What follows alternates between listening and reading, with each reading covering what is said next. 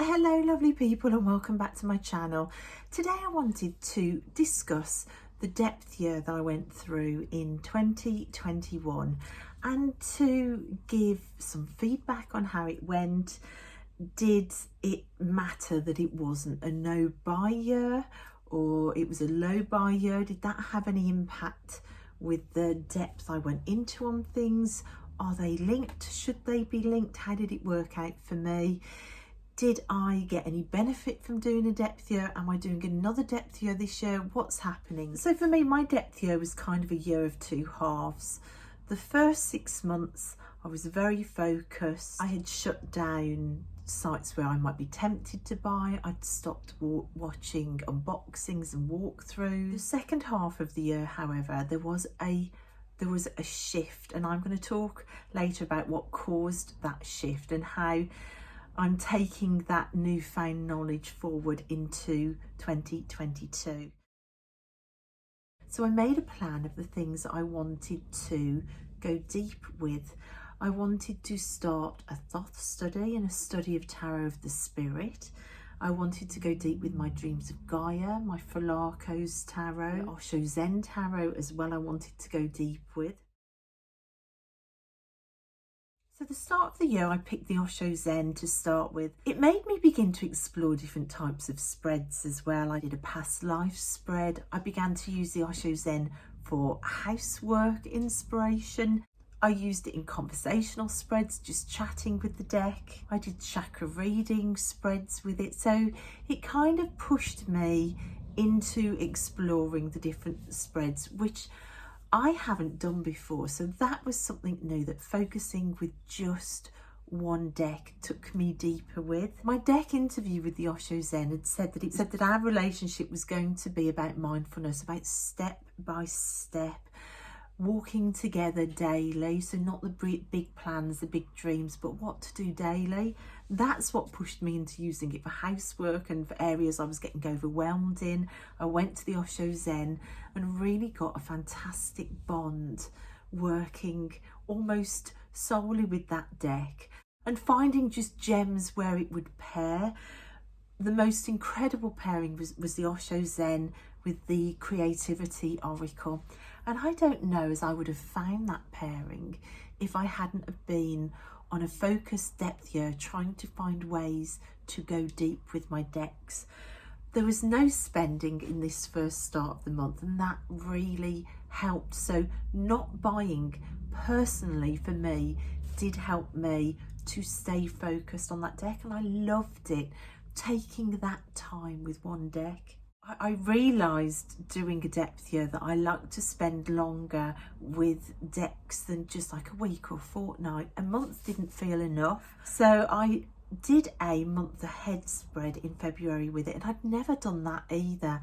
So the first finding of my depth year was it pushed my tarot practice. It pushed me into looking at spreads. I developed a month ahead spread reading that worked for me, using it for daily routines such as housework, using it for chakra study as well, and chakra reading spreads, and the month ahead spread. I just loved it. Then I looked at my Kanban board and realised that on there I'd got things like Thoth study and Tarot of the Spirit deep dive. So I kind of put my Osho Zen aside and started to do a deep dive on the Thoth with the Tarot of the Spirit. But there's a lot in that. It's a completely new system. It kind of started 2-3 weeks, but the Osho Zen kept coming back in. So again, I realised that actually 2 months wasn't enough with one deck for me. I just wanted to sit with the Osho Zen. However, I did start the Tarot of the Spirit. I broke the ice with the Thoth as well. So I think the depth year gave me almost a permission slip to stay longer, to go deeper, to try different things with the same deck, with the same focus. And it really helped me to discover things about myself as a tarot reader.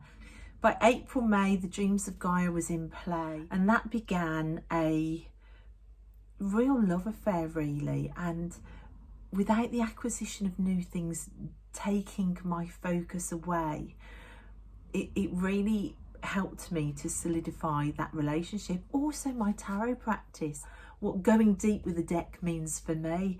I discovered my practice of sitting with the cards and reading through the guidebook once or twice and daily flipping through them. I discovered the fact that I really do like to start with that deck interview and come out. I really realised that the month ahead spread was really important. With the Dreams of Gaia, I also began to introduce a week ahead reading as well, but also daily morning card and then an evening card. I was pulling 2 cards a day with an oracle deck. I paired the Dreams of Gaia with Kim Cran's Animal Spirit Oracle, and oh boy, that combination was just divine to work with. At this point, nothing really had been bought in apart from the Voyager Tarot, which I bought in after watching a video. So watching videos, if your intent is really not to buy anything, then TarotTube does encourage spending. It just does, or it does for me. I can only speak for myself. But I don't regret that purchase. It was really mindful. It was thought out. I knew exactly what I was bringing it in for. And I knew that I didn't have anything else that I wanted to use for that purpose. So that was really, really thought out. Also, the Iris Oracle, which I had left, although the app was off my phone, I'd left an alert for that deck to come to my email, because that was a deck that I knew if that ever came up secondhand, because you can't buy it in the UK, it's not shipped here, that it would have to be like a real fluke find. And it was an oracle that I know I really wanted, and that came up in the first 6 months as well, and I got it for a bargain price. And if you've been watching my channel for half a minute, you will know that the Iris Oracle is probably my all-time favourite oracle. It's been so useful and healing through last year and this year. Those 2 purchases came in, but they were mindful, they were thought out, and they were considered. But then in June and July, I felt things began to slip. This is the second part of my depth year. And why did it begin to slip? I think the excitement of starting something new began to wear off. That kind of New Year buzz of this is what I'm doing this year began to wear off, and you get into that slog zone where you feel like you've been doing something for a long time, and boredom begins to creep in with projects. And you know, there was nothing new and exciting anymore about being on a depth year. I went to Glastonbury and the shops are big pull there. I bought a crystal, I bought different oils, and I discovered the work of Cheryl Yambrat Rose. I bought this and Oracle, and I also bought the Mother Mary Oracle. That then led me down the rabbit hole of looking at Cheryl Yambrat Rose things, and I bought this deck. Funnily enough, this deck, I've not even used this yet. This deck I have, but this deck hasn't. So could this have waited? Of course it could have. So it quickly shows how if you open up a door to spending, there's more spending behind it, desperate to come in. I don't regret it because I love her work, but it could have waited. So what were the triggers into distraction for me and for mindless spending? I had a few months where I really missed the kids, and I was still not out of that really fearful phase where I wasn't going outdoors and I wasn't going to Wales. So I was still stuck at home a lot, missing the kids. A lot of quiet Saturday nights without the kids saw mindless spending as well. And I began to see it not just in my spending. My tarot journal stopped being written in that second half of the year. My Kanban board sat unchecked, unupdated, just sat forgotten. I'd planned to study the Falakos Tarot, which still sits relatively unused. There was no deep dive of that. So what was causing this steady breakdown of focus for my depth year and my tarot practice and the study and the path I wanted to be on? And I looked back and I've tracked it back to overwhelm. and also the garden coming to a close. And I've realised that I do struggle with the time when the garden starts to go to sleep. I find it quite depressing when the flowers start to leave. That in 2021 was coupled with the dogs destroying the top end of the garden again, and that triggered the biggest episode of overwhelm for me. I'd spent all year out there digging new garden beds, building fences. I'd built a series of gates going up the garden as well to be able to section off each part of the garden so the dogs don't get out. And building fences by myself on zero budget with found reclaimed materials, it's no easy task with the rest of life's demands. Also, Rupert has now perfected his jumping skills to over 6 foot, and the gate that he was not jumping before is now just being jumped over regardless of the barricade I put up. And it felt like major stress every time I opened the back door, because he was gone and out, and I was chasing up and down the street trying to work out which garden he'd got into. So at the end of the summer, I literally just blocked off the whole garden, so even I couldn't get up there. And I felt despondent, overwhelmed, with new jobs to do, new fences to build, new gates to build, and despondent that I'd worked so hard all year and yet still the garden couldn't be enjoyed because of the dog. Also at that time, the filter on the hot tub broke, and try as I might, I couldn't fix it. And I'd spent all the start of the year building the hot tub surround. So I was despondent and I was overwhelmed with the amount of work to put things right again. And that overwhelm sent me into despondency and spending to make myself feel better. The intentional shift away from spending, which the depth year had given me, was suddenly gone. So I didn't want to sit down and study to make myself feel better. I wanted something easier than that. It felt like I'd worked all year for nothing up to that point. I wanted something easy to make me feel better. I didn't want to focus on a job on my Kanban board. I didn't want to focus on a tarot study. I didn't want to focus on doing a deep dive.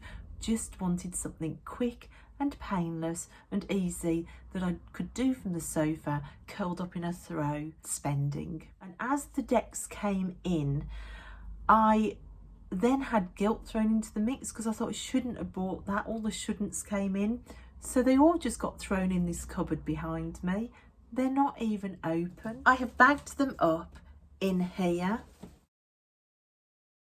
So I'm going to go through this for the first time. I've not even looked at this yet. I'm going to go through this and see if I can highlight some of the reasons these came in.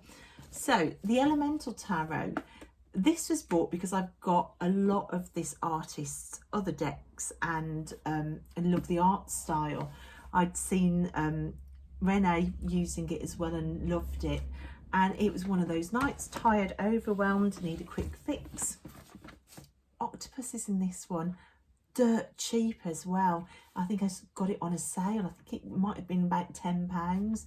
Dirt cheap. Look, you can see they're not open. None of these are open. Hay House sale. Gorgeous, to do with the garden. I was trying to make myself feel better about the garden rather than going out there and attempting to fix, say, an hour's worth of work on a fence. I bought a deck. I was too tired, I was overwhelmed. It was barricaded off. I didn't want to look at it. Second-hand bargain, £3. Couldn't resist. This, I really wanted the Moonchild. Couldn't afford the Moonchild. So I bought this instead to make myself feel better. This was watching a collections video when I was doing my collections videos and watching the responses. Loved this deck. Shouldn't have bought it. I did. 2 decks that I'd been trying to get the year before and I couldn't get them because you couldn't get them in the UK, and I'd got a search out on it finally became available after about a 10-month wait, and I got an alert for it, and I ended up buying both, still in their wrappers. This was, I was scared that this one was going to go out of print because I could see the price creeping up, and I have the Moon Oracle, which I adore. I just panicked one night with this and thought it might go out of print and I might not get it. So I bought this one, the Oracle of the Radiant Sun. This time I bought decks for the girls for Christmas from the Hay House sale. I bought this one for me. Just got caught up in buying things at Christmas for the sales. It wasn't my Christmas present, it was extra, so it's gone in there.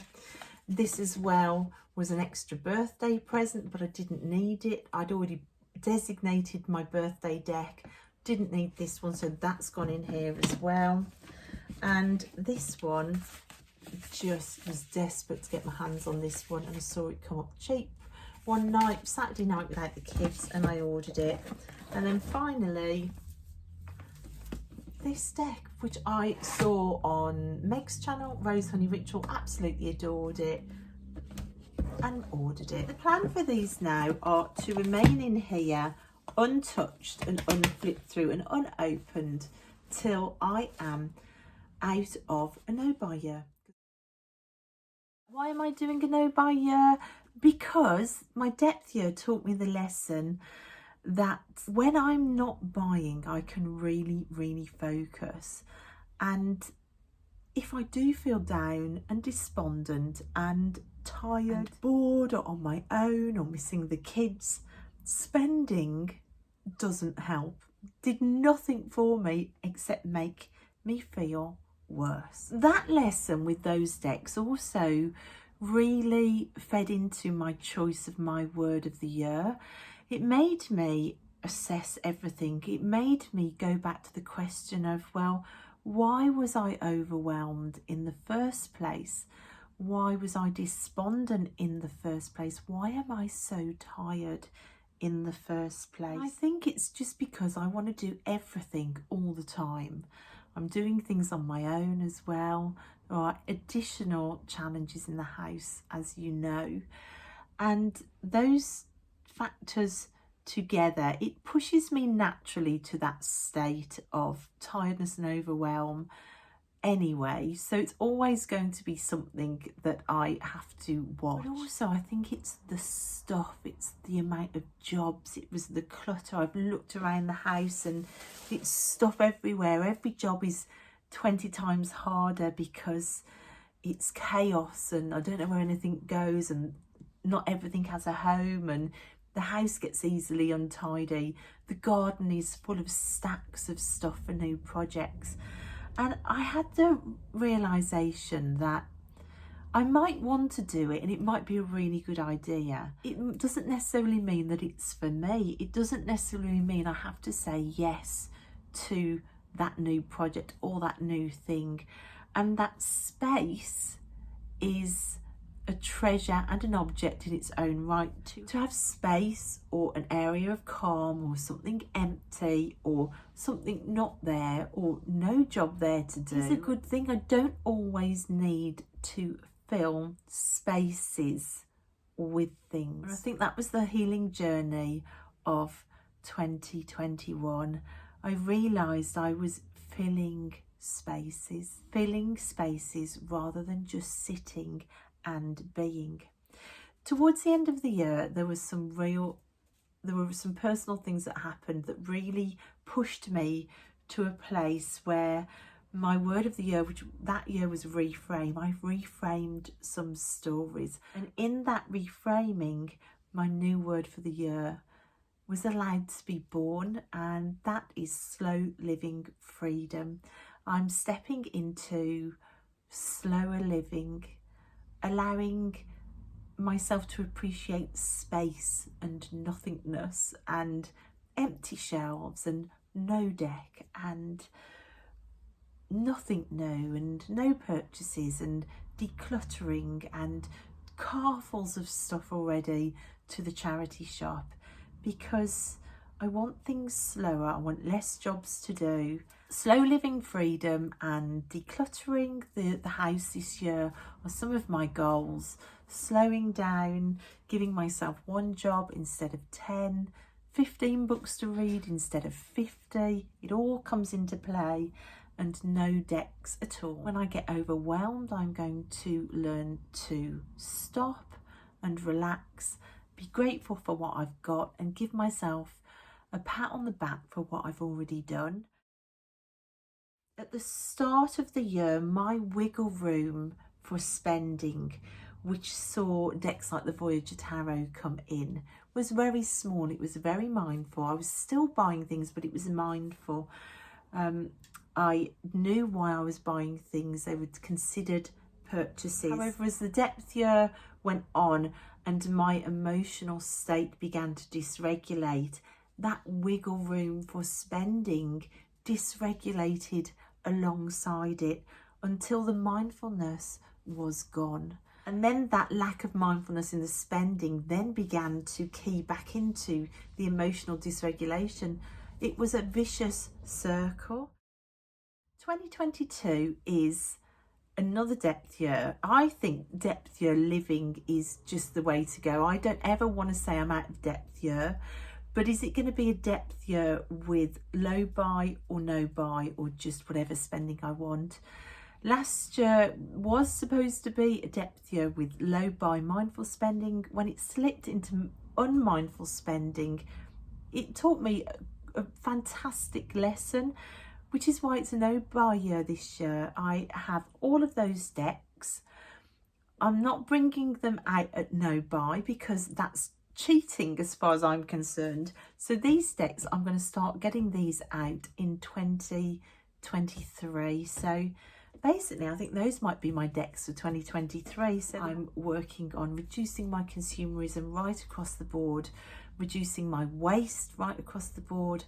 I want to opt out, to be honest. I want to opt out of the consumerism that can hijack me, and I want to just work on breathing in a space that's peaceful. So depth year was incredible. It taught me some major lessons. It taught me about myself as a tarot reader. It taught me about what I love in my tarot practice. It helped me to really connect with some gorgeous decks. It made me understand what I don't want to do as a tarot reader and in my tarot practice. It taught me about my relationship with myself. It taught me about how I regulate my emotions, how I state manage myself, and it taught me ideas of what I want to do moving forward, how important gratitude is, how important integrating our wins are, how important being kind to yourself is, and how not to get overwhelmed with goal setting and chasing things. So that's it, guys. My depth year, what happened in it, and where I'm going moving forward. It's a no buy 2022. I am super excited about it. I'm not worried at all about it. I don't see it as a sacrifice. I see it as a gift to myself. I really do. And I'm really looking forward to just sitting with these decks that I have and I love and I own, and just spending time with them. I've just started really working with the Arthurian Tarot, which had sat on my shelf all through last year untouched, and I'm already feeling completely heart bonded with this on the Hallows quest, and I love it. So yeah, exciting times ahead. I hope that was interesting. I hope it made sense. I hope it might even have been useful in some ways. Who knows, it might have been useful, it might not. But that was my own personal experience on a depth year, how it linked to my emotional state, how it linked to my consumer habits, and how it linked to buying or not buying. Might be totally different for you. You may completely be able to stay stable in your buying and mindful and complete a depth year. But if, like me, you find yourself too unstable or too dysregulated to keep that wiggle room. Mindful, then a no-buy might be a way forward for you. I think we all have to find our own path, don't we? But that was mine.